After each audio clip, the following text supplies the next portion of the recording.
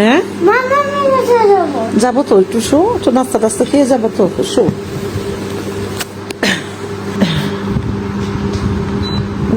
তুই নাস্তা খা, এদিকে রাখ।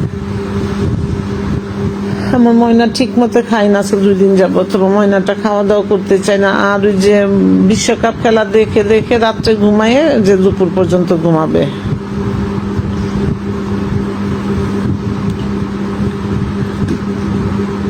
আমার জান বাচ্চা, আমার কলিজা বাচ্চা। স্কুল আসতে কতদিন?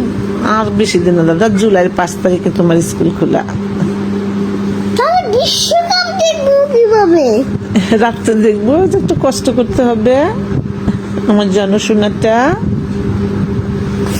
তাহলে স্কুলে দেরি করে তো যাইতে হবে। হ্যাঁ যাবে। আমার ময়না পাখিটার জন্য সবাই দোয়া করবেন। ওকে একটু খাইতে, ওর জন্য একটু ভালো খাইতে পারে, 2টা ভাত খাইতে পারে। ওরকম খাওয়া নিয়ে অনেক বিরক্ত করে, শুকায় গেছে আমার জান বাচ্চাটা 2 দিন 3 দিনে। শুধু খালি রোস্ট পোলাও, এগুলো খেলে কি স্বাস্থ্যসম্মত খাবার? তাহলে ব্রোকলি দিয়ে ভাত খাওয়াও। আচ্ছা, ব্রোকলি দিয়ে খাওয়াবো। সবজি খেতে চায় না, ঢ্যাঁড়স তো খাই। ঢেঁড়স ভাজি খায়। হ্যাঁ, দেখে দেখে মায়া হয়। আর আমি মা, আমি দাদি, আমি কাছে থেকে দেখি আমার নাতির মা নাই। আমার যে কত কষ্ট লাগে এটা আমি বুঝাইতে পারি না। মানুষ আমার করে গালিগালাজ করুক, আমার বিচার সব আমি আল্লাহর কাছে দিয়ে রাখছি। যারা আমার গালিগালাজ করে, আল্লাহ তাদের দেখবো।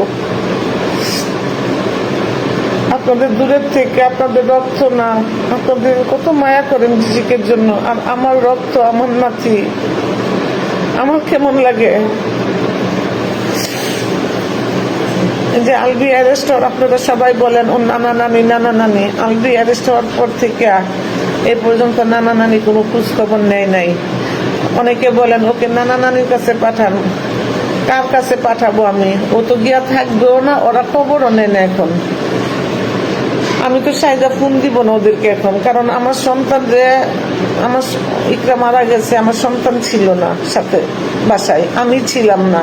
আমাদের যে হ্যারাসমেন্টটা করতেছে, আলবি যদি দুশোয়া থাকে, পরকিয়া করে থাকে, সেটা বিচার হবে। কিন্তু এই মুহূর্তে রিজিকের বাবার খুব প্রয়োজন।